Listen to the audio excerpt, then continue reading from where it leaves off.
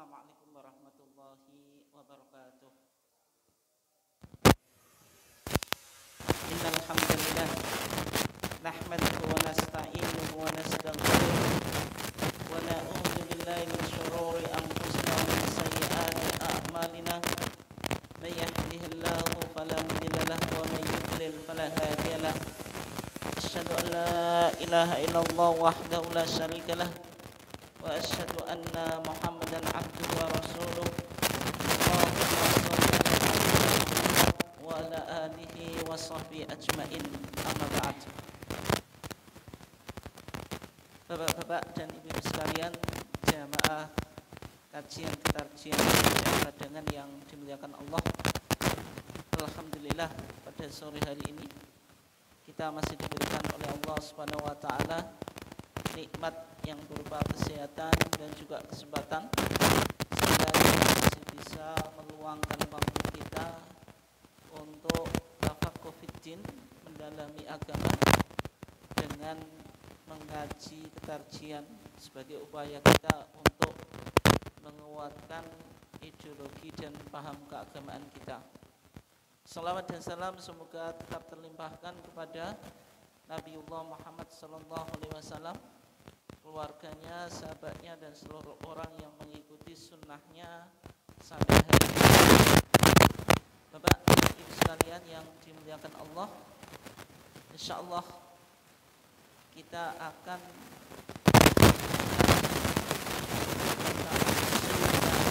lagi banyak diperbincangkan kalangan warga Muhammadiyah tentang perbedaan Idul Fitri 1446 Hijriah, tapi ini di internal Muhammadiyah. Sebagaimana yang kita sudah ketahui, setelah Munas Tarjih, Musyawarah Nasional Tarjih di Pekalongan tahun 2024, tanggalnya yaitu tanggal 23 sampai 25 Februari. Dalam Munas Tarjih tersebut disepakati dan diterima penggunaan KHGT. KHGT itu kalender Hijriyah Global Tunggal atau At-Taqwim Al-Hijri Al-Alami Al-Ahadi. Artinya Muhammadiyah dengan menggunakan kalender Hijriyah Global Tunggal itu hisabnya itu tidak lagi menggunakan matlak nasional atau matlak lokal, tapi matlak apa? Internasional atau global. Kalender Hijriyah Global Tunggal atau yang diistilahkan dengan KHGT itu sebagai upaya Muhammadiyah untuk merespon permasalahan yang sering muncul di kalangan umat Islam, yaitu satu hari tidak satu tanggal atau satu tanggal tidak satu hari. Sehingga ketika kita bicara tentang perbedaan satu Ramadan, kemudian apa Pak? Satu Syawal, 10 Dzulhijjah, itu berarti kan satu tanggal tidak satu apa? Hari. Kita masih ingat di Ramadan 2 tahun yang lalu itu Muhammadiyah berpuasa lebih dulu daripada pemerintah, yaitu kita puasa hari Senin, pemerintah puasa hari apa? Selasa. Warga Muhammadiyah ketika ditanya kenapa kok puasa Ramadan hari Senin, pasti jawabannya karena hari Senin itu satu Ramadan. Yang ikut pemerintah juga jawabannya akan merespon dengan jawaban yang sama, bahwasanya kenapa kok puasa hari Selasa. Hari Selasa itu tanggal 1 apa? Ramadan. Tanggalnya sama-sama satu, tapi harinya kenapa berbeda gitu. Kenapa satu Ramadan kok bisa jatuh hari Senin atau hari Selasa?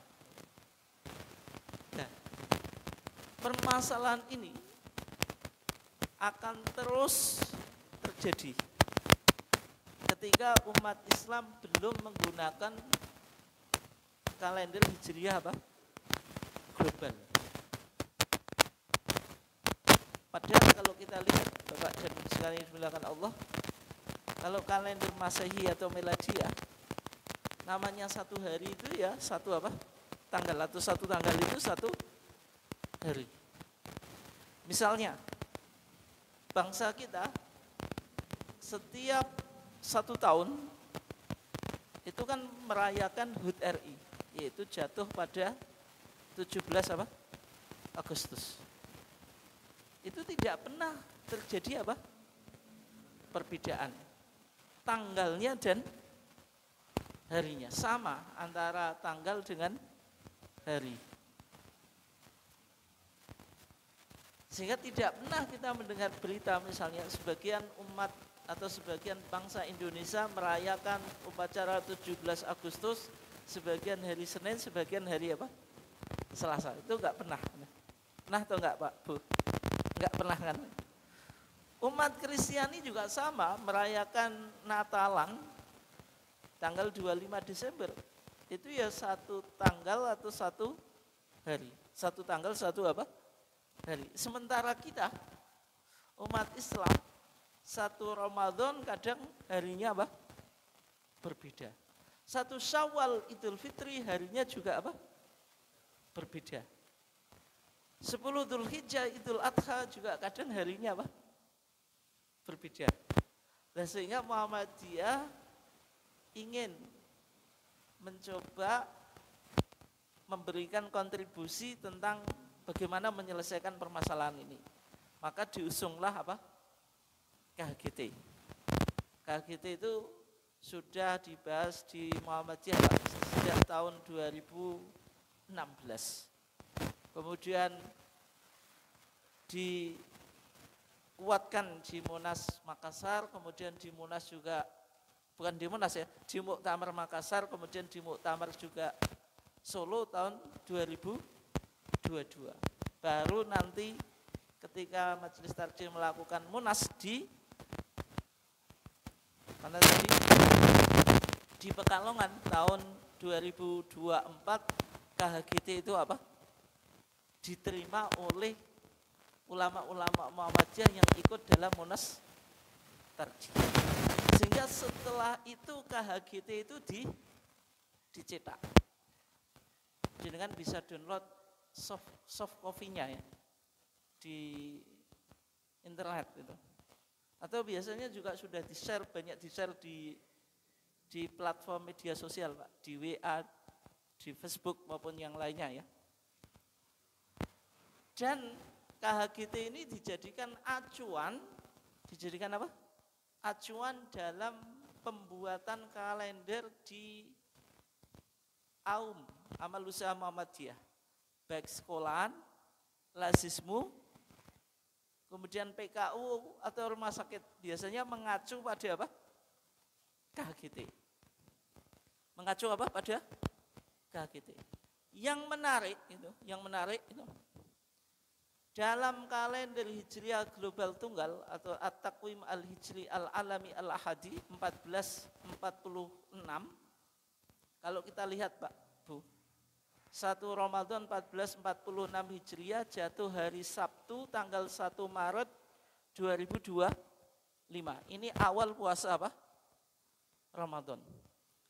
Sedangkan 1 Syawal atau Idul Fitri 1446 Hijriah Ahad, harinya Ahad tanggal 30 Maret 2025 Masehi.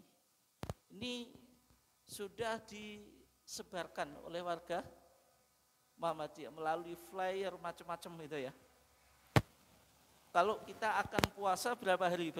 Kalau menurut KHGT 29 hari. 1 Ramadan jatuh 1 Maret. Syawalnya itu 30 Maret. Itu sudah dicetak di kalender. Kemudian Pak? flyer sudah disebar kemana-mana, kemudian bisa jadi takmir masjid juga sudah mengumumkan ke jamaah. Dan sambutan warga Muhammadiyah itu senang, Pak. Kenapa? Kita cuma puasa 29 hari. 1 Maret awal Ramadan, 30 Maret hari Ahad Legi, Idul Fitri atau Lebaran. Tetapi ternyata ada maklumat pimpinan pusat Muhammadiyah yang dibacakan secara resmi tanggal 12 Februari. Kalau nggak salah harinya hari apa Pak itu? Hari Rabu. Turun maklumat pimpinan pusat Muhammadiyah nomor 1 tahun 2025 tentang penetapan hasil hisab Ramadan, Syawal dan Dzulhijjah 1446 Hijriah. Kalau kita baca maklumatnya, hasil 1 Ramadan itu sama dengan KHGT, yaitu sama-sama jatuh 1 Maret harinya, yaitu Sabtu Pahing, tidak ada masalah. Tetapi itu 1 Syawal 1446 Hijriah yang mazhab KHGT Pak, atau versi KHGT itu akad legi tanggal 30 Maret 2025 Masehi. Ternyata di maklumat itu menjadi Senin Pahing tanggal 31 Maret 2025 Masehi. Dengan agak sedikit kecewa. Kok kecewa? Enggak jadi puasa 29, jadi 30 hari. Yang kedua, informasinya sudah menyebar ke kemana-mana. Yang jadi takmir sudah mengumumkan ke jamaah. Masa Idul Fitri kok mundur? Ya jenengan gimana ngeralatnya ke jamaah? Mohon maaf Bapak dan Ibu sekalian, Idul Fitri kita mundur 1 hari. Dari tanggal 30 Maret menjadi 31 Maret. Dari akad legi menjadi Senin Pahing. Sehingga memunculkan Pak? 2 madhab. 2 madhab. Jadi yang mengikuti Pak, kalau nggak mengikuti ya berarti nggak ada masalah gitu. Tapi bagi kita yang mengikuti KHGT, ini ada apa ini di balik ini? Bapak dan Ibu saya yang dimuliakan Allah, sebelum kita jawab ya, kan baru kali ini Muhammadiyah itu terkesan tidak konsisten, Pak. Betul atau enggak? Sejak dulu Muhammadiyah itu konsisten gitu. Tapi kali ini kok bisa memunculkan 2 versi Idul Fitri, yaitu versi KHGT dan versi maklumat pimpinan pusat Muhammadiyah yang berdasarkan hisab hakiki wujudul hilal. Ini bisa diikuti atau enggak Pak? Ini jenengan mengikuti loh, kalau enggak mengikuti ya enggak ada masalah gitu. Pokoknya putusan terakhir 31 Maret ya sudah gitu. Enggak memunculkan masalah. Namanya enggak mengikuti kan enggak ada masalah gitu. Tapi yang mengikuti itu ada apa di sini kan gitu. Oleh sebab itu kita coba lihat bagaimana maklumatnya. Kalau kita lihat di maklumat pimpinan pusat Muhammadiyah nomor 1 tahun 2025 penetapan hasil hisab Ramadan, Syawal dan Dzulhijjah 1446 Hijriah. Ini berdasarkan hasil hisab hakiki wujudul hilal. Berarti menggunakan KHGT atau enggak? Menggunakan KHGT atau enggak, Pak Bu? Tidak, bunyinya nih masih berdasarkan hisab hakiki wujudul hilal yang dipedomani oleh Majelis Tarjih dan Tajdid pimpinan pusat Muhammadiyah. Kalau menggunakan KHGT kan berarti berdasarkan KHGT, kalender Hijriah Global Tunggal, sebagaimana yang dipedomani oleh Majelis Tarjih dan Tajdid pimpinan pusat apa? Muhammadiyah. Berarti sekarang menggunakan kriteria KHGT atau hisab hakiki wujudul hilal?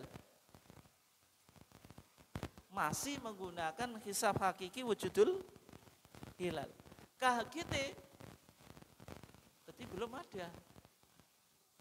Bisa diikuti atau enggak ini? Bisa Pak, Bu? Belum, berarti belum menggunakan KHGT. Coba kita lihat sekarang. Ramadan 1446 Hijriah. Itu bagaimana hisab apa? Hakiki wujudul hilal. Tapi sebelumnya Pak, Bu, yang disebut dengan hisab hakiki wujudul hilal itu apa? Jadi kalau disebut hisab itu berarti bukan ru'yah. Muhammadiyah menggunakan apa? Hisab, bukan apa? Ru'yah. Kalau disebut hakiki berarti lawannya hisab urfi. Kalau hisab hakiki itu berarti apa? Menghitung posisi bulan di langit secara faktual. Menggunakan apa? Ilmu astronomi. Itu yang disebut apa? Hisab hakiki. Kenapa kok disebut hakiki? Karena ada hisab urfi. Hisab urfi itu hisab yang tidak mengacu pada posisi bulan yang ada di langit secara faktual. Hisab urfi itu contohnya Pak, itu sebagaimana kalender yang dipakai Kesultanan Jogja. Itu hisabnya apa? Urfi. Usia hari itu bergantian. Kadang sekarang 30, bulan depan apa? 29. Bulan depan lagi 30, bulan depannya lagi berapa? 29. Itu yang disebut apa? Hisab urfi. Tapi kalau hisab hakiki, usia hari dalam satu bulan itu berapa hari Pak, Bu? Asalnya 29. Itu asalnya. Sehingga Nabi mengatakan innamas syahru tis'un wa ishrun. Sesungguhnya bulan itu 20 apa? Sesungguhnya usia hari dalam satu bulan itu 29 hari.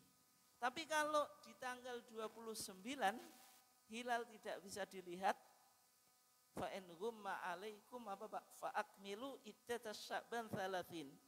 Kalau hilal tidak bisa dilihat, usia harinya digenapkan menjadi apa? 30. Sehingga kalau hisab hakiki bisa jadi bulan ini usia harinya itu 30, bulan ke depan 30, bulan ke depan apa?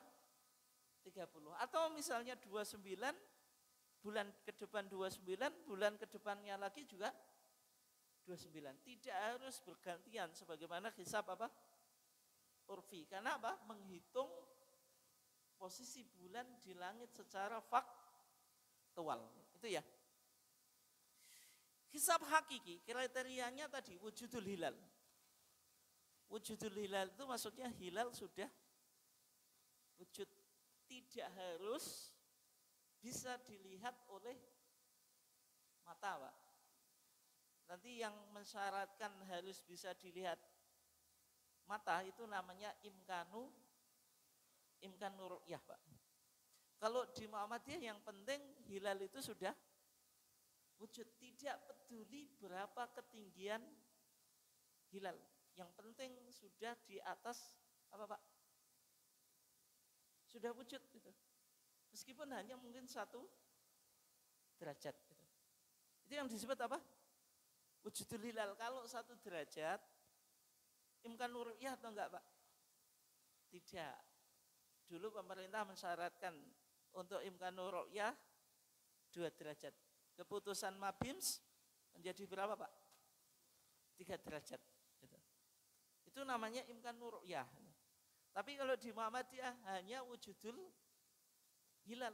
Yang penting hilal itu dalam perhitungan astronomi sudah wujud meskipun tidak bisa dilihat oleh mata. Itu ya. Terus sekarang hisab hakiki wujudul hilal syaratnya itu 3. Yang pertama, sudah terjadi ijtima. Ijtima itu apa? Konjungsi. Maksudnya apa? Matahari dan bulan dalam bulan Komariah, Pak. Setiap tanggal 29 itu pasti terjadi ijtima atau konjungsi, yaitu matahari dan bulan berada dalam satu garis. Tapi kalau bulan syamsiah, konjungsi itu tidak harus terjadi. Bahkan kadang satu bulan itu 2 kali konjungsi. Kadang sama sekali tidak terjadi. Tapi kalau bulan Komariah setiap tanggal 29 akhir bulan pasti terjadi apa? Konjungsi. Itu matahari dan bulan berada dalam satu apa? Garis. Itu syarat yang pertama. Yang kedua, syaratnya ya, ijtima atau konjungsi itu terjadi qoblal ghurub, sebelum matahari terbenam. Kalau ba'dal ghurub, Pak, berarti besok belum dinyatakan bulan baru, tapi digenapkan usia bulan menjadi 30. Yang ketiga, ketika matahari terbenam, piringan bulan yang bagian atas itu sudah berada di atas apa? Kalau jenengan di tepi pantai ya, kalau matahari mau tenggelam itu kan kayak masuk ke air, Pak. Masuk ke air kemudian kan hilang kan? Nah itu muncul apa? Hilal. Dan kemudian sama ahli hisab itu dihitung berapa ketinggian hilalnya itu. Maksudnya matahari tenggelam dulu baru muncul apa? Hilal. Sehingga berapa ketinggian hilal itu? Berapa derajat? Itu ya. Itu syarat yang ketiga. Kita coba Pak Bu, kita lihat di maklumat pimpinan Pusat Muhammadiyah yang menggunakan metode hisab hakiki, kriterianya wujudul hilal. Ramadan 1446 Hijriah. Terjadi ijtima Jumat Legi 29 Sya'ban bertepatan dengan 28 Februari 2025. Ijtima jelang Ramadan 1446 Hijriah terjadi pukul 7:46 menit 49 detik WIB. Berarti di sini sudah apa? Terjadi ijtima, satu syarat terpenuhi. Ijtimanya kapan? Jam 7. Jam berapa? 7. Kalau jam 7 itu sebelum matahari terbenam, setelah matahari terbenam, Pak. Qoblal ghurub atau ba'dal ghurub? Qoblal ghurub terpenuhi syarat yang kedua. Yang ketiga, apa tadi? Ketika matahari terbenam, piringan bulan bagian atas berada di atas ufuk. Artinya matahari tenggelam dulu baru hilal muncul, Pak. Kita coba lihat ya. Tinggi bulan pada saat matahari terbenam di Yogyakarta plus 4 derajat 11 menit 8 detik. Berarti hilal sudah wujud atau belum, Pak? Sudah. Hilal di atas ufuk atau di bawah ufuk? Di atas.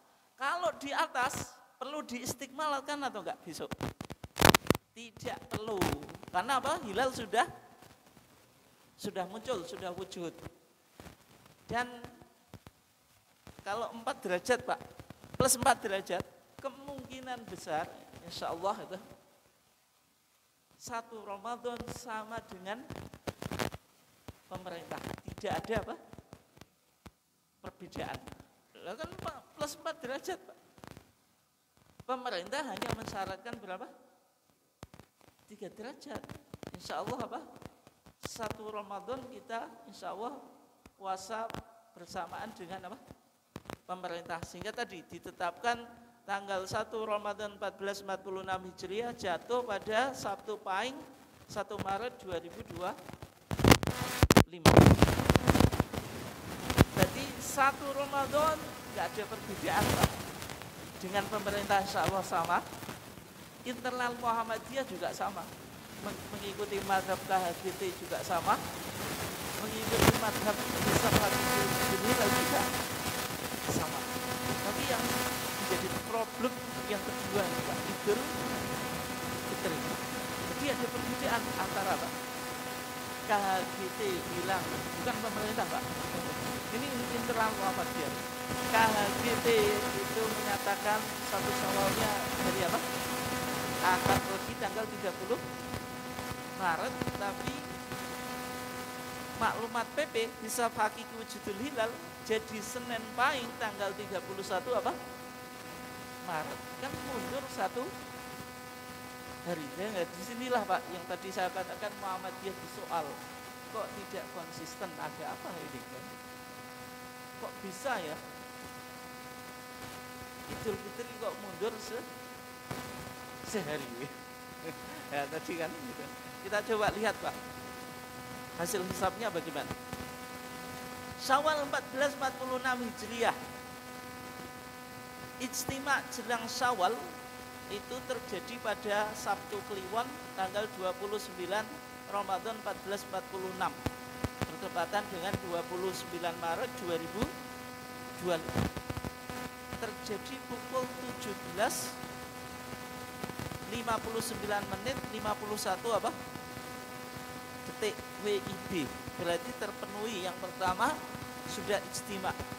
Yang kedua pukul 5 sore Pak, 59 menit 51 detik. Ini sudah masuk waktu maghrib atau belum?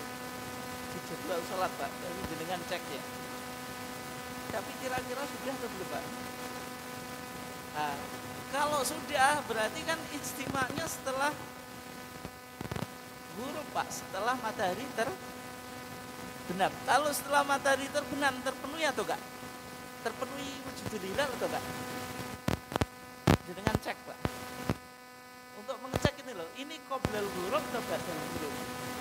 Berarti kalau terjadi ijtima qoblal ba'dal ghurub Pak, tidak terpenuhi kriteria wujudul hilal. Kalau tidak terpenuhi maka akan dilakukan istiqmal. Itu ya. Terus sekarang syaratnya ketiga, ketika matahari terbenam, piringan bulan berada di atas ufuk. Berapa derajatnya? Kita coba lihat ya. Tinggi hilal pada saat matahari terbenam di Yogyakarta -1 derajat. -1 derajat 59 menit 4 detik. Kalau -1 derajat hilal sudah wujud atau belum? Di atas ufuk atau di bawah ufuk Pak? Di bawah ufuk. Berarti hilal belum wujud. Imkanur ru'yah ya sudah tidak mungkin Pak. Pemerintah mensyaratkan 3, ini 1 derajat saja nggak ada, -1 derajat. Sehingga Sabtu 29 Maret 2025 di seluruh Indonesia dinyatakan hilal masih di bawah ufuk. Artinya hilal belum wujud. Jangan perhatikan bahasa di atas ufuk dengan di bawah ufuk. Berarti kalau di atas ufuk itu hilal sudah wujud, dia plus berapa derajat. Tapi kalau di bawah ufuk dia minus berapa derajat. Berarti kalau di bawah ufuk hilal belum wujud. Sehingga yang dilakukan apa? Istiqmal, menggenapkan usia bulan Ramadan tidak menjadi 29, tapi menjadi berapa? 30 hari. Sehingga hari Ahad Legi tanggal 30 Maret, meskipun kalender jenengan KHGT bilang sudah Idul Fitri, tapi kalau Hisab Hakiki Wujudul Hilal itu istiqmal, yaitu tanggal 30 Ramadan. Bisa dipahami ya? Sehingga kita baru lebaran itu Senin Pahing tanggal 31 Maret 2025.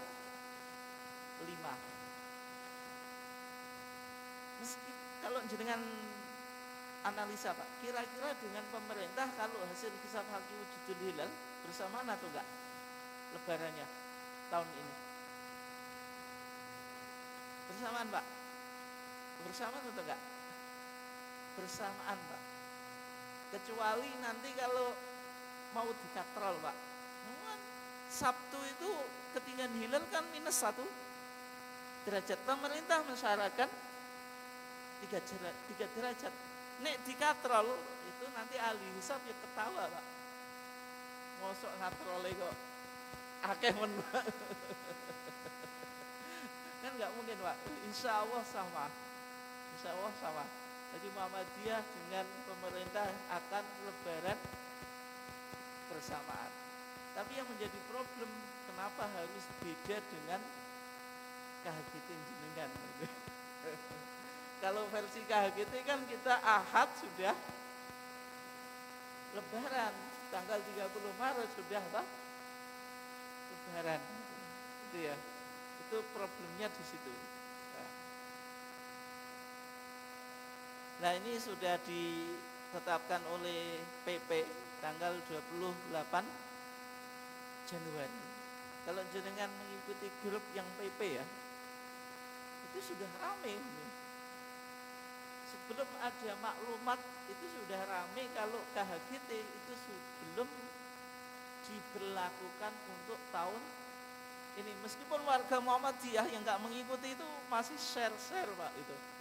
Flyer juga sudah dibuat, spanduk juga mungkin bisa jadi sudah dibuat juga. Ternyata apa? Mundur 1 hari gitu. Bapak dan Ibu sekalian yang dimuliakan Allah, maka dari sini Majelis Tarjih dan Tajdid Pimpinan Pusat Muhammadiyah itu memberikan klarifikasi atau penjelasan. Kenapa di maklumat masih menggunakan hisab hakiki wujudul hilal dan belum menggunakan apa? KHGT.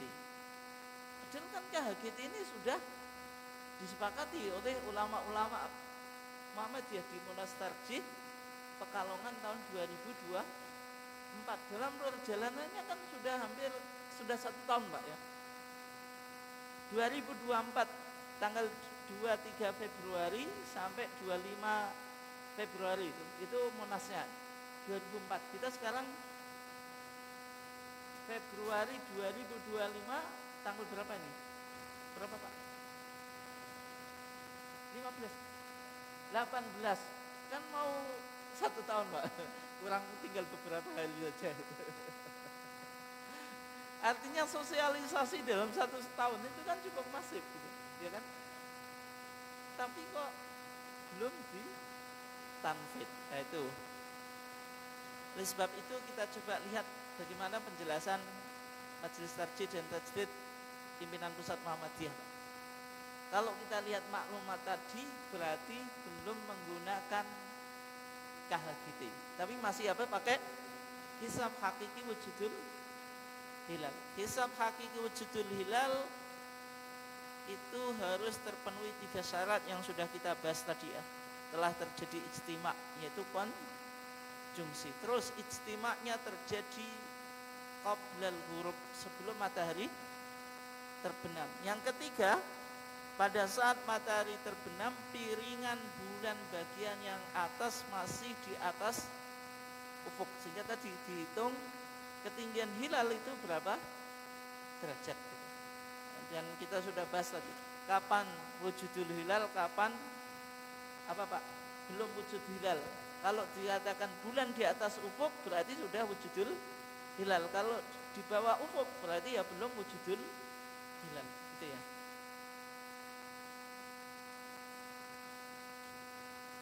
Terus yang kedua, kapan bagaimana nasib KHGT? Ya meskipun KHGT itu sudah disepakati dan diterima di dalam Munas Tarjih di Pekalongan tahun 2024 di bulan Februari, yaitu tanggal 23 sampai 25 Februari, tetapi keputusan Munas itu belum punya legalitas sebelum ditanfid Pak. Semua putusan Muhammadiyah itu harus ditanfid dulu. Artinya kalau belum ditanfid, belum punya apa? Legalitas. Meskipun itu sudah masif disosialisasikan. Termasuk jenengan itu ikut sosialisasi, Pak. Sampai salah share Idul Fitrinya, Pak. Salah share itu kok kenapa yang dulu tanggal 30 kok berubah menjadi 31. Itulah salah share, Pak. Yang dulu hari Ahad menjadi Ahad Legi, menjadi apa? Senin Pahing gitu. Nah, sehingga KHGT itu insya Allah kalau nggak ada perubahannya baru akan ditanfid tahun 1447 Hijriah, yaitu 1 Muharram. Kenapa? Nah ini Pak, Bu, meskipun kebanyakan warga Muhammadiyah itu nyeletuk, Pak. Muhammadiyah kok sekarang berusaha untuk membersamai pemerintah. Satu Ramadannya sama, Idul Fitrinya asalnya berbeda kok dijadikan sama. Ada apa, Pak? Ada apa, Pak? Nggak ada apa? Ada apa? Nggak, kenapa? Jadi dengan mengikuti politik ya jelas tahu tuh, Pak. Hah?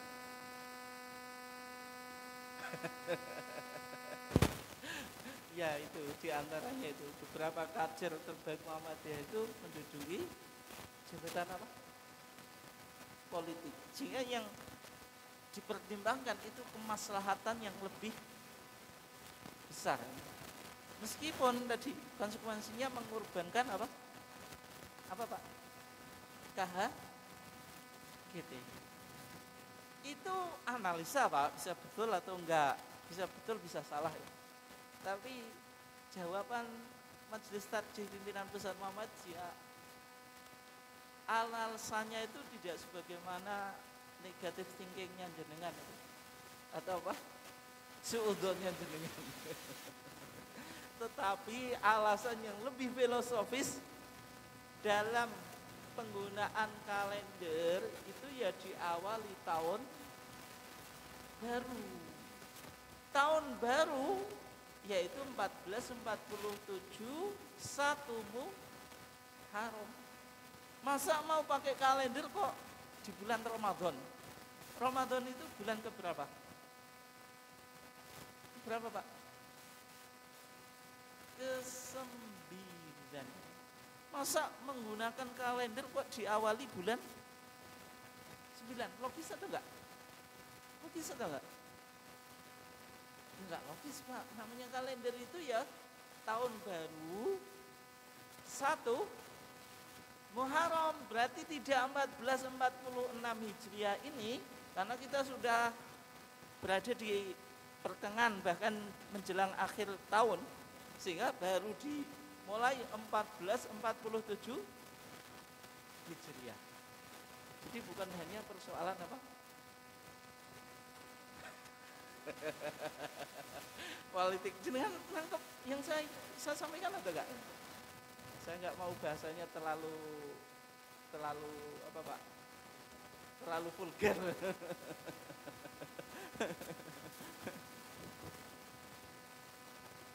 Oke.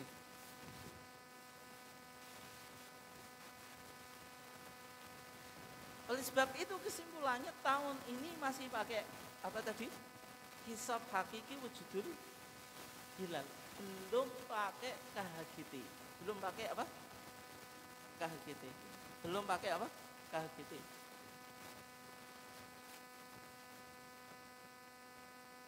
Terus sekarang yang menjadi pertanyaan, ketika kita berpuasa dengan menggunakan hisab hakiki wujudul hilal dalam menentukan kriteria awal bulan, apakah itu syar'i? Dan juga ketika nanti kita bergeser dengan menggunakan apa? KHGT, apakah itu apa? Syar'i. Kita coba bahas Pak, apa perbedaan hisab hakiki wujudul hilal dengan KHGT? Tapi sebelum kita ke perbedaan, kita awali persamaan dulu. persamaannya keduanya itu pakai metode hisab hakiki. Berarti wujudul hilal WH itu pakai hisab hakiki, KHGT juga pakai hisab hakiki, sama-sama pakai hisab apa? Hakiki. Berarti kalau disebut hisab hakiki bukan hisab urfi, sehingga dia menghitung posisi bulan secara faktual sebagaimana posisinya yang ada di langit. Itu ya. Itu persamaannya. Pakai hisab, apakah ini punya dalil? Bukankah itu bid'ah? Karena Nabi itu tidak pernah berpuasa dan berlebaran dengan menggunakan hisab. Selama Nabi hidup, itu berapa kali melakukan puasa Ramadan, Pak, Bu? Berapa kali, Pak, Bu? Jangan pernah menghitung. Berapa kali? Nah, ini saya bacakan di Fathul Mu'in, Pak, ya. Supaya jenengan tahu kapan Ramadan itu difardukan atau puasa Ramadan itu diwajibkan.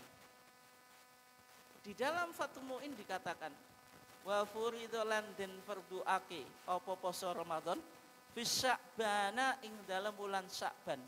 Di sana athaniyah ing dalam tahun sing kaping pindho minal hijrati saking tahun hijrah. Berarti puasa Ramadan itu diwajibkan di bulan Sya'ban.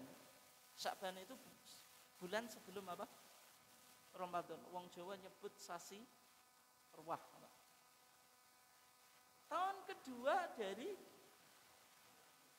Hijriah. Maksudnya Nabi sudah berada di Madinah.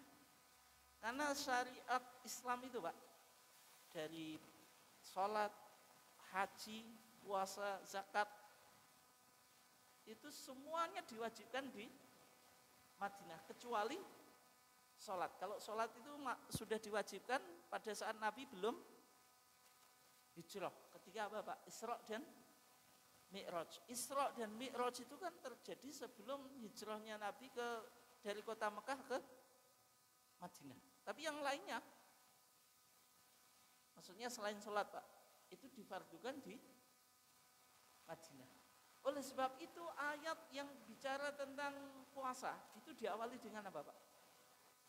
Ya ayyuhalladzina amanu, ketika jenengan membaca ayat kok diawali ya ayyuhalladzina amanu, itu makiyah atau madaniyah, Pak? Madaniyah, Pak. Ayat madaniyah itu. Nah, itu. Ya ayyuhalladzina amanu kutiba alaikumusiyam kama kutiba alal ladzina min qablikum la'alakum apa? Tattaqun. Sehingga puasa itu diwajibkan di kota Madinah. Terus tadi di tahun kedua hijrah. Nah, sekarang kita lihat masa Nabi melakukan dakwah itu berapa tahun, Pak? Berapa tahun Nabi melakukan dakwah? 23 tahun. Itu dibagi menjadi dua periodisasi. Periode Mekah dan periode Madinah. Ketika Nabi di Mekah berapa tahun? Berapa? Di Mekah. 13 tahun, Pak, ojo lali. 13 tahun. Di Madinah 10 tahun. Berarti kalau Nabi dakwah di Madinah 10 tahun, tadi puasa difardukan tahun kedua hijrah, berarti 10 kurangi 1. Berarti berapa kali, Pak? 9 kali. Itu cara menghitungnya semacam itu ya. Berarti Nabi itu semasa hidupnya melakukan puasa 9 kali. Bulan ada 29, ada 30 hari. Kira-kira dalam 9 kali Nabi puasa, itu lebih banyak genap atau ganjil? 29 atau 30, Pak? 29, Pak. Berarti kayak jenengan seneng, Pak. 29. Nah, dari 9 kali itu ternyata 8 kali Nabi melakukan puasa ganjil atau 29 hari, hanya 1 kali genap. Dan di KHGT Pak, ketika kemarin kita pakai aplikasi itu, aplikasi KHGT, itu ternyata bisa dicek gitu. Nabi puasa Ramadan pertama itu kapan terjadi gitu.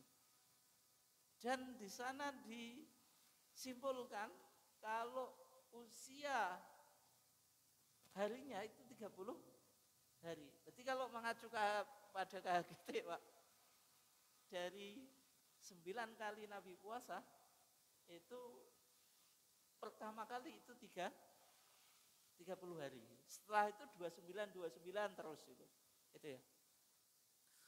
Nah, ketika Nabi puasa 9 kali semasa hidupnya, pernah enggak Nabi menggunakan hisab, Pak?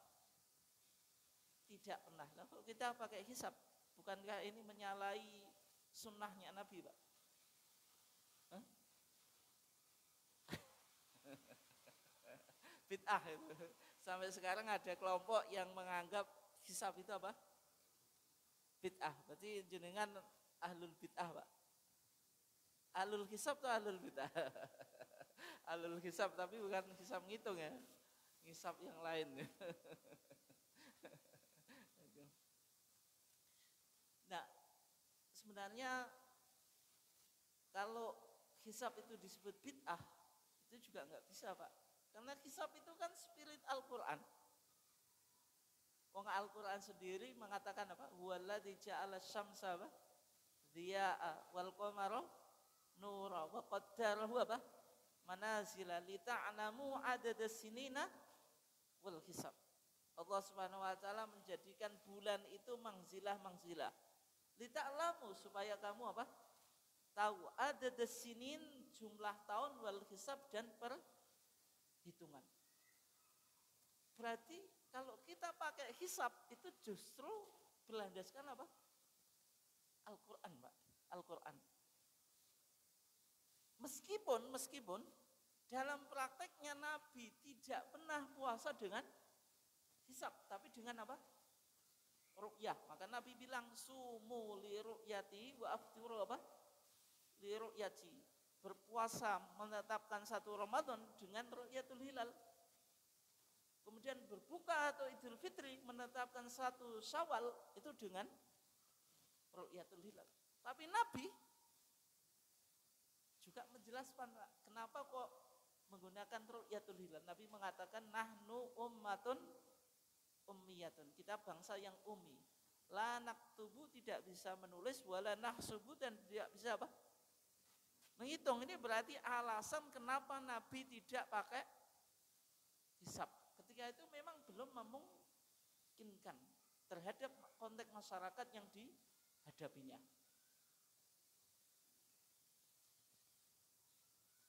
Dan kalau kita lihat yang menarik, Pak, berarti kalau gitu Muhammadiyah mengingkari hadis sumu li ru'yati wa aftiru li ru'yati itu, Pak.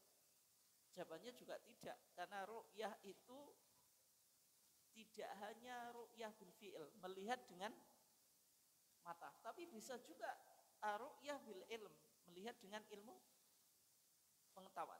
Coba kalau jenengan lihat kata ro'a ya ru'yatan, Pak, dalam Al-Quran ya. Tidak selalu melihat dengan kasat mata. Misalnya surah Al-Fil yang jenengan hafal itu, alam taro kaifa fa'ala rabbuka bi ashabil fil. Alam taro. Kenapa kamu tidak melihat? Di sini melihat dengan kasat mata atau melihat sejarah, Pak? Kalau melihat sejarah itu berarti kita kan bukan saksi sejarah, Pak. Sehingga yang kita lakukan bukan melihat secara kasat mata, tapi apa? Mengkaji sejarah itu bagaimana terjadi. Kalau jenengan ahli arkeologi ya dibuktikan betul atau enggak itu peristiwa itu. Yang menarik, Pak, di Arab sekarang ada gajah atau enggak, Pak?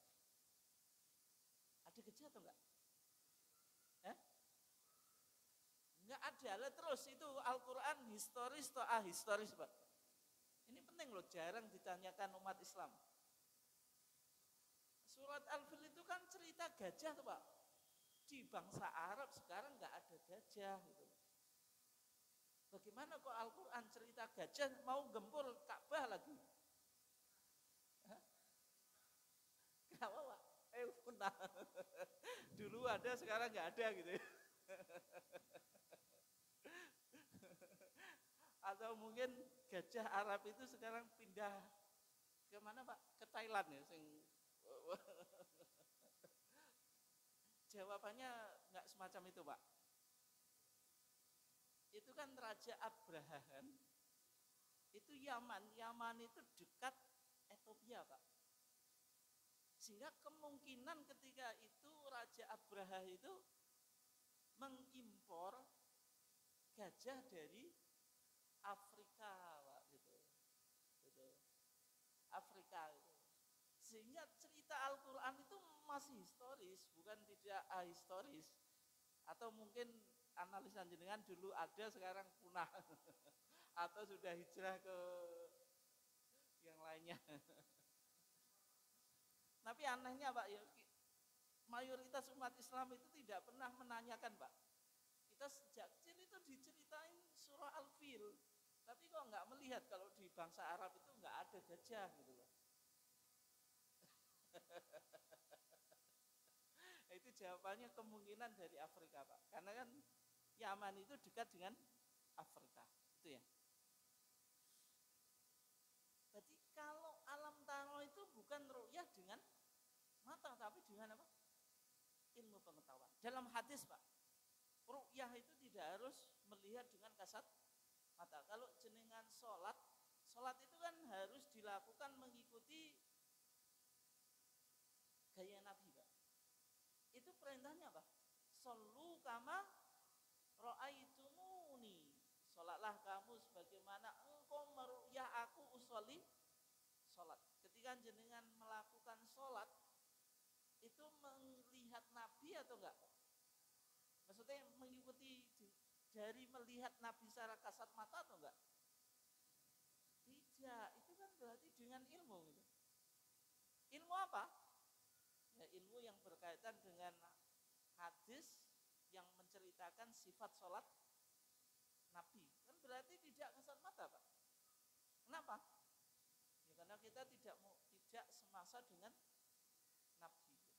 Berarti kata ru'yah itu tidak harus melihat dengan mata. Sehingga kalau kita pakai hisab itu bukan berarti mengingkari hadis ru'yah.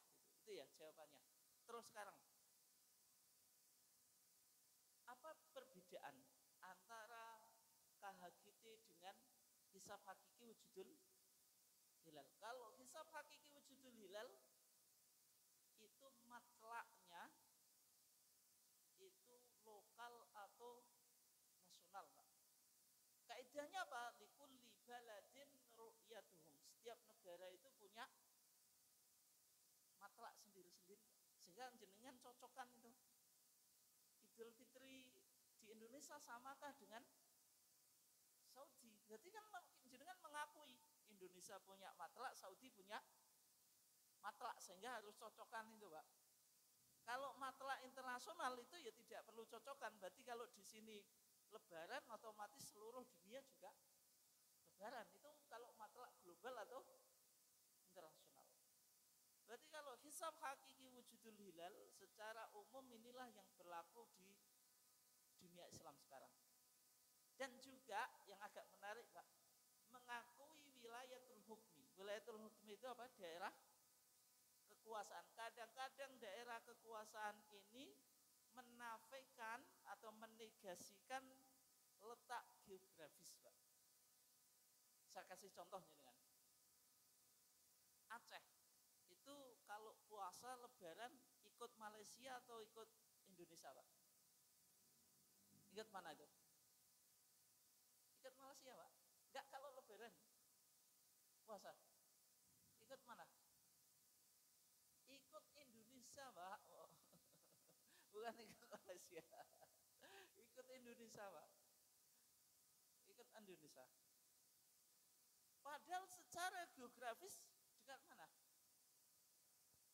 Dekat Malaysia. Tapi kenapa kok ikut Indonesia? Ya karena wilayatul hukmi. daerah kekuasaan. Padahal secara geografis kan seharusnya ikut Malaysia gitu Pak. Kenapa? Karena itu mengikuti tadi Pak, matlak lokal atau nasional, mempertimbangkan wilayatul hukmi, daerah kekuasaan. Sehingga orang Aceh tetap lebaran Idul Fitrinya yang mengacu Indonesia, tidak mengacu Malaysia, meskipun secara geografis lebih dekat Malaysia. Itu ya. Apakah ini punya dalil? Punya. Yaitu hadis Quraib. Quraib itu budaknya Ibnu Abbas. Hadisnya sahih rawahu Muslimun, riwayat Imam Muslim, ada di sahih Muslim ya. Ummu Fadl bintul Haris itu pernah mengutus Quraib ke Syam, dari Madinah ke Syam. Syam itu mana Pak? Palestina, Suriah, Libanon Pak. Libanon sama Suriah kan dulu satu itu. Ini yang disebut Syam. Ketika Quraib diutus ke Syam, di sana puasa. Di akhir bulan beliau kembali ke Madinah.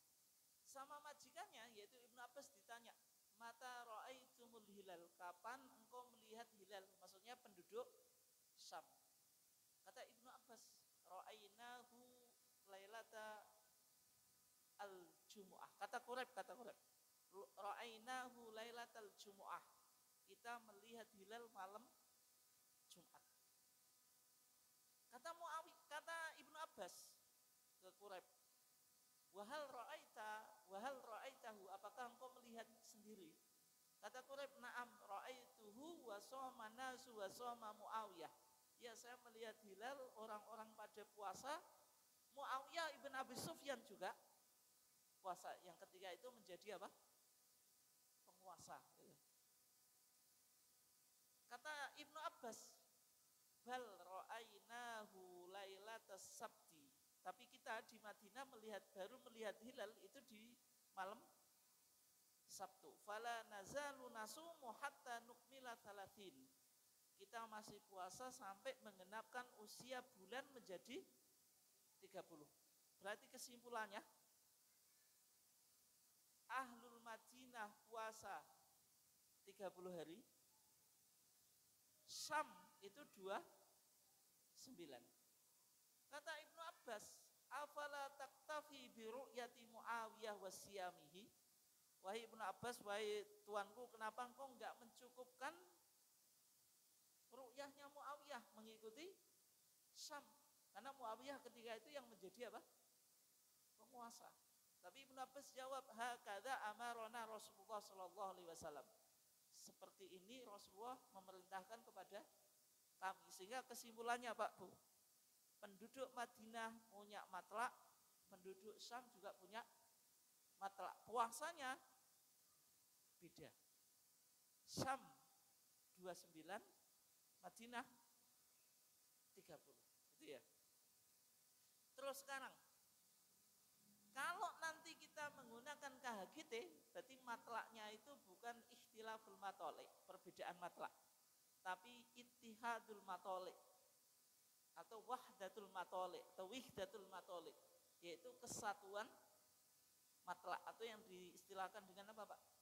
Matlak internasional atau matlak global. Apakah ada dalilnya? Ada.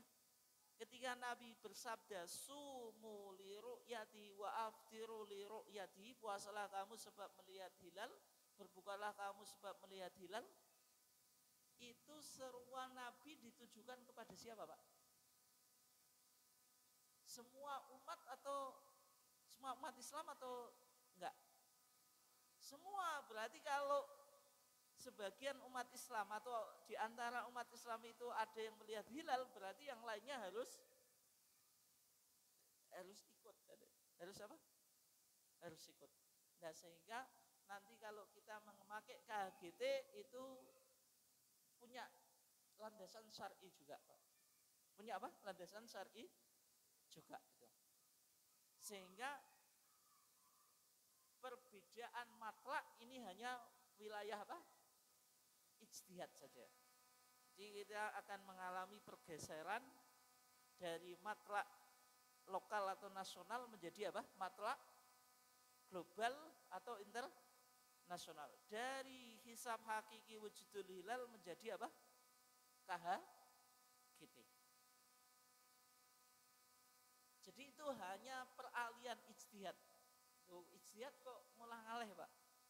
Ya enggak apa-apa. Berarti kalau kita masih bisa beralih dari satu ijtihad ke ijtihad yang lain, menunjukkan kalau keilmuan kita masih dinamis, Pak. Tapi kalau orang enggak pernah mengalami peralihan ijtihad, itu berarti ilmunya statis atau dia tidak pernah apa? Belajar, Pak. Ya kan gitu. Wong Imam Syafi'i saja punya qaul qadim, punya qaul apa? Jadi qaul qadimnya Imam Syafi'i ketika di mana? Di Irak. Ketika Imam Syafi'i pindah ke Mesir, ada qaul jadid. Itu kelasnya Imam Syafi'i yang tiap hari ngaji, Pak, itu. Kalau kita kan ngaji seminggu satu kali sampai, Pak. Kadang yo sak ulang, kadang yo setahun pisan, kadang yo blas gak ngaji, terus gak mau berubah, itu juga susah, Pak. Kan gak tahu ngaji. Oh, Imam Syafi'i yang tiap kali ngaji saja mengalami perubahan apa? Ijtihad. Terus sekarang sebelum kita tutup ya, kalau kita sekarang pakai hisab hakiki wujudul hilal, Pak, itu didasarkan pada metode dalam ijtihad usul fikih yang disebut dengan al-istishab. Yang disebut dengan apa? Al-istishab. Al-istishab itu apa? Al-aslu baqa'u makana ala makana. Hukum asal sesuatu itu akan tetap sampai ada dalil yang merubahnya. Berarti hukum asal kita di Muhammadiyah dalam menentukan kriteria awal bulan dengan apa? Hisab hakiki wujudul hilal. Ini baru bisa akan berubah jika nanti ada tanfid dari PP Muhammadiyah. Kalau belum ditanfid, berarti yuk kita masih pakai hisab hakiki wujudul hilal, karena hukum asalnya kita di Muhammadiyah pakai hisab hakiki wujudul hilal. Tidak pakai KHGT, Pak. KHGT ini kan baru akan mengalami perubahan. Nah, perubahan itu menunggu tanfid. Itu namanya al-istishab. Menggunakan kaidah al-aslu baqa'u makana ala makana. Hukum asal suatu itu akan tetap sampai ada dalil yang bisa merubahnya. Saya kasih contoh ya, Pak jenengan paham istishab itu apa? Contoh bahasa mudah, Pak.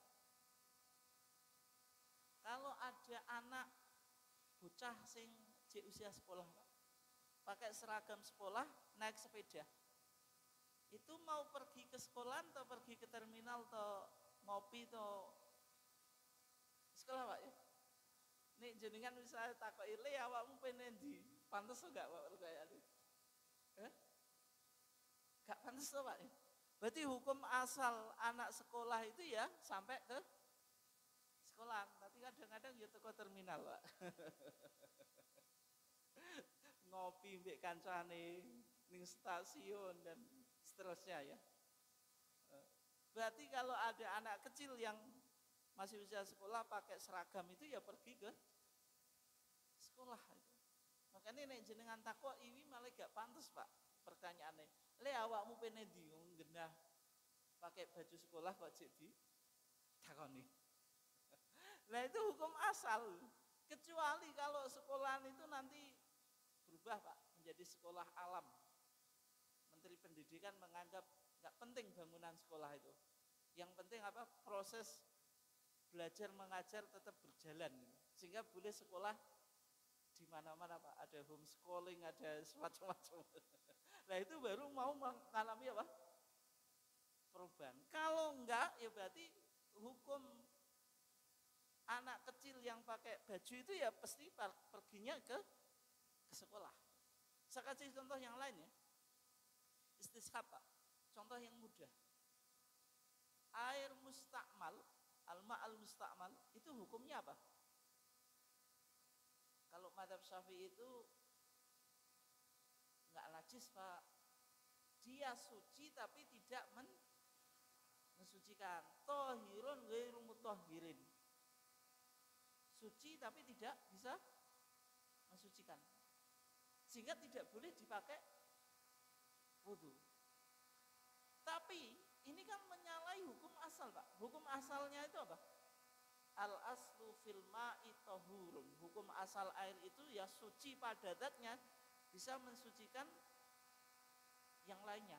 Artinya boleh digunakan untuk berwudu atau mandi. Di samping ada dalil Pak, ini yang digunakan oleh Muhammadiyah ya. Kalau pandangan tarjih Muhammadiyah, air mustakmal itu tidak ada. Dalilnya apa? Nabi pernah mandi dengan Aisyah dalam satu bejana.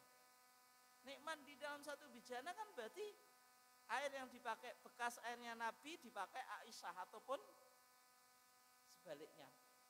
Berarti menunjukkan air mustakmal tidak ada. Yang kedua, ini dalil masih pakai hadis Pak. Nabi itu pernah wudhu ketika mengusap kepala itu pakai bekas air yang ada di telapak tangan atau di apa nih, di tangannya, dipegang gini terus diusapkan ke kepala. Padahal air di sini kan berarti mustakmal gitu. Nah, itu ya. Tapi ada dalil yang menggunakan istishab. Maksudnya apa? Hukum asal air itu ya suci dan mensucikan, maka tidak boleh dihukumi mustakmal gitu. Itu dalil apa? Istishab. Karena dipandang dalil yang menganggap air mustakmal itu tidak suci itu tidak kuat, berarti kembali pada hukum asal. Bisa dipahami atau enggak? Bisa ya? Saya kasih contoh yang lain. Nek jenengan tadi kan sholat asar loh, sebelum sholat pasti wudhu. Jenengan sekarang batal atau enggak Pak? Batal atau enggak? Ada yang batal, ada yang enggak. Kalau yang enggak batal alasannya apa? Alasannya apa? Alasannya apa? Kalau yang belum batal alasannya apa? Belum ngentut. Yang kedua belum ke WC, kencing maksudnya. Kenapa kok yakin jenengan belum kentut terus belum batal Pak? Kan disuguh ngentut jenengan gak kerosok. Dihukumnya apa Pak? Batal atau enggak? Ya tidak. Kenapa? Al yakinu la yuzalu bisyak. Keyakinan itu tidak boleh dihilangkan dengan keraguan. Berarti kalau jenengan menganggap apa tadi? Belum batal, ya berarti itu yang dianggap yakin. Tadi habis sholat kok. Tidak mungkin kan jenengan sholat terus tanpa wudhu. Bisa dipahami itu Kak? Itu namanya istishab Pak. Terus sebelum saya tutup ya, saya kasih contoh yang lain. Hukum darah itu najis atau enggak Pak? Darah. Najis atau enggak Pak? Najis ya? Tenan nih Pak, nek jenengan sholat kok enek nyamuk sing tablet Pak metu kita. Najis atau enggak Pak? Lah kan keluar darah toh Pak, ini darah masa enggak nak? Kenapa?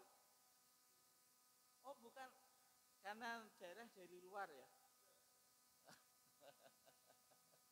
Tapi kalau darah dari dalam Pak, najis. Nah, jenengan habis jatuh, ada yang bocor Pak. Sholat keluar darah, batal atau enggak sholat? Batal atau enggak Pak? Habis kecelakaan misalnya, batal atau enggak sholatnya? Gimana jawaban jenengan? Gak konsisten belas kok.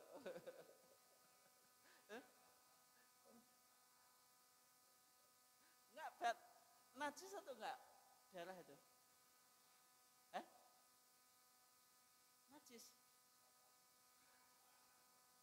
najis mau berarti jenengan digigit nyamuk, diteblek, berarti kan batal. Kenapa? Kena najis. Yang jelas Pak Bu, darah yang ulama sepakat najis itu darah haid gitu. Kalau darah haid sepakat ulama bahwasanya hukumnya apa? Najis. Hadis Khawlah binti Yasar Pak. Khawlah binti Yasar itu perempuan yang punya baju itu hanya satu. Dia konsultasi kepada Rasulullah. Ya Rasulullah, laisa li illa thawbun wahidun wa ana ahidu fihi. Ya Rasulullah, saya itu enggak punya baju kecuali satu saja. Terus ia haid lagi Pak. Jadi bajunya satu, haid lagi. Ini bajunya istrinya jenengan satu atau berapa lemari Pak? Lemari ya. Jenengan membelikan tiap minggu atau tiap bulan atau tiap tahun Pak? Tiap hari ya. Tapi Khawlah binti Yasar itu bajunya hanya satu saja Pak. Sudah gitu haid lagi. Rasulullah bilang, fa idza tahurti faghsili angki maudhi adab. Kalau engkau sudah suci, basuhlah atau cucilah yang kena darah, maksudnya darah haid ya. Tapi masalahnya baju satu kena haid lagi.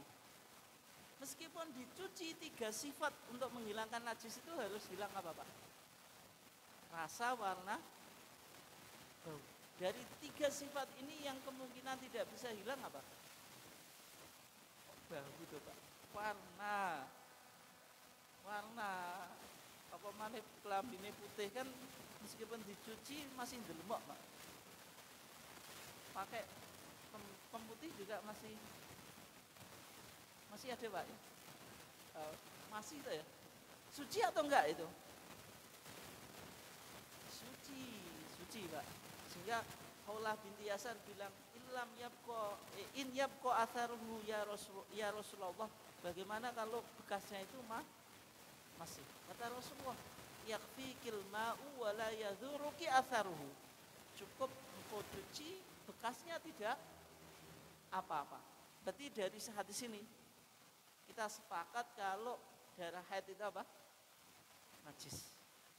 Tapi kalau darah nyamuk tadi Pak, najis atau enggak? Kenapa kok enggak? Kenapa Pak? Kenapa Pak? Karena nyamuk itu lada malah husailah. Dia darahnya tidak mengalir gitu. Mengalir atau enggak Pak darahnya?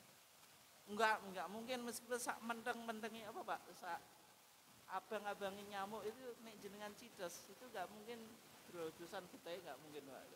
Sehingga itu apa?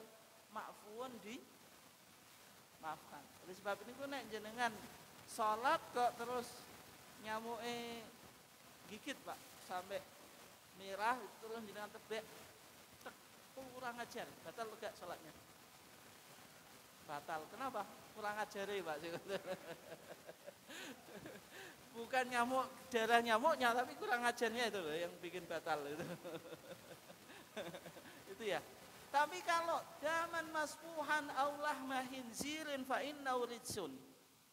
Tapi kalau darah yang mengalir masfuhan aulah mahinzirin atau daging babi fa innahu rijsun, maka itu najis. Ulama khilaf Pak. Meskipun jumhur mengatakan darah yang mengalir itu najis, tapi Imam Syaukani bilang yang disebut rijsun itu kembali pada daging babi. Berarti kalau daging babi najis enggak Pak? Najis apa Pak? Mughaladzah itu kalau dalam mazhab Syafi'i Pak. Tapi sebenarnya enggak ada dalilnya. Yang ada hanya apa? Anjing. Kalau mazhab Syafi'i itu dianggap karena apa? Karena babi itu lebih jorok daripada anjing. Hewan yang terjorok itu kan katanya babi Pak. Tapi masalahnya nggak ada dalilnya kan dalil anjing tuh Pak. Idza walago al-kalbu fi ina'i ahadikum falyaksilhu apa? Sab'an. Kalau anjing itu menjilat, karena anjing itu kan minumnya menjilat. Itu walago Pak. Menjilat itu maksudnya dijilati titik-titik. Anjing, kucing ini gak iso Pak ngombe kaya jenengan glok-glok itu gak iso. Itu yang punya anjing atau punya kucing itu glok-glok. Kan dikit-dikit. Makanya bahasa Al-Qur'an itu walago. Berarti kalau menjilat otomatis minum, tapi kalau minum belum tentu menjilat. Makanya jenengan angel ngombe mbek jilati. Meskipun iso, tapi susah Pak itu.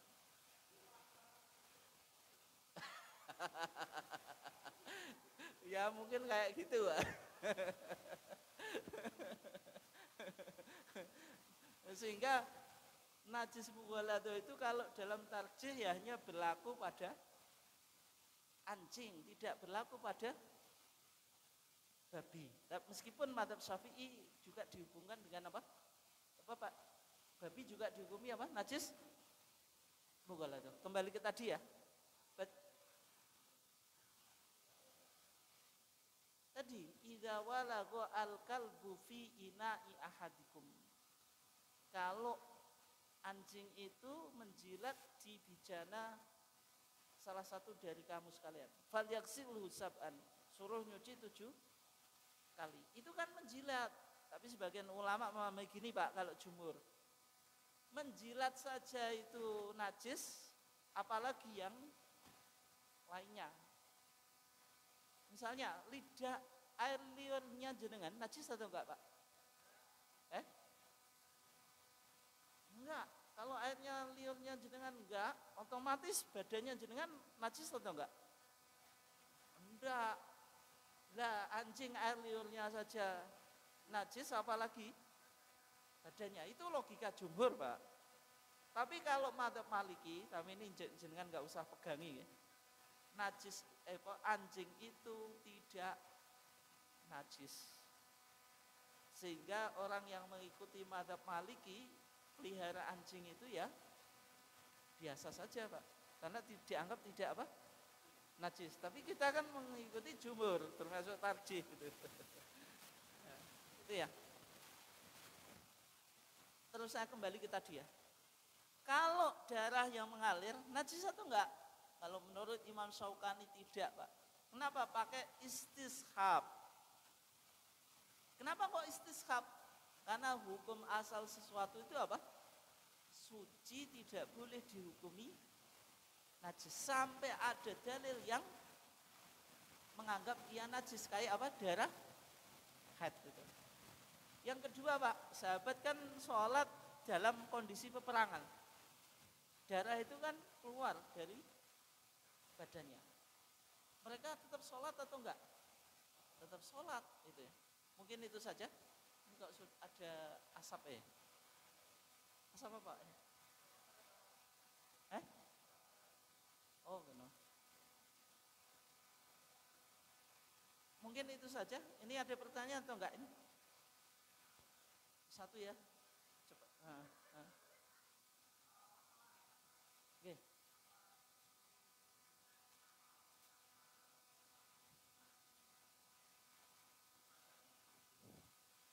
Jadi kalau KHGT ini diterima Pak, tapi ini masih butuh perjuangan yang panjang Pak.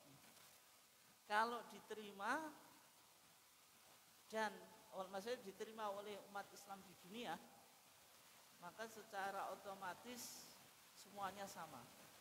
Artinya puasa sama, Idul Fitri sama, 10 Dzulhijjah juga apa? Sama. Bagaimana KHGT itu apa Pak? Maksudnya nanti ada aplikasinya Pak itu. Kemarin sudah di-share ya oleh Majelis Tarjih. Itu kalau KHGT ada aplikasinya, jadi menghitungnya itu tiap negara harus dihitung satu persatu. Berarti kalau misalnya sekarang Ramadan 1 Maret, Jadi kan harus dihitung satu persatu di semua belahan dunia. Tapi KHGT itu, tapi ini butuh kajian yang berikutnya Pak, atau mungkin kalau sudah KHGT di tanfid itu. Jadi ketinggian hilal itu harus 5 derajat di atas pemerintah. Pemerintah kan 3 derajat. Terus yang agak menjadi perdebatan Pak, nanti pergantian siang dan malam itu tidak terbenamnya matahari, tapi pukul 00.00 sama dengan kalender Masehi. Itu sebagian dari kalangan Muhammadiyah ada yang menolak gitu. Tapi nanti ada penjelasan secara khusus, karena walillahil masyriqu wal maghribu itu kan yang digunakan dasar untuk menetapkan kalau malam dan siang itu ditandai apa? Terbenamnya matahari itu malam, kalau terbitnya fajar siang kan gitu. Walillahil masyriq wal maghrib. Milik Allah masyriq itu apa? Timur. Ada apa di situ? Yaitu terbitnya matahari. Wal maghribu, barat, ada apa di situ? Terbenamnya matahari. Ayatnya semacam ini, ayat ini kan masih apa Pak? Masih mafhum, pemahaman. Ayat ini tidak secara eksplisit apa? Menjelaskan kalau siang dan malam itu harus ditandai dengan apa? Terbenamnya matahari atau terbitnya fajar. Itu kan mafhum, bukan mantuk. Mantuk itu sesuatu yang diucapkan. Terus berikutnya ya, Allah kalau menjelaskan pergantian siang dan malam Pak, inna fi khalqis samawati wal ardi wa ikhtilafil lail.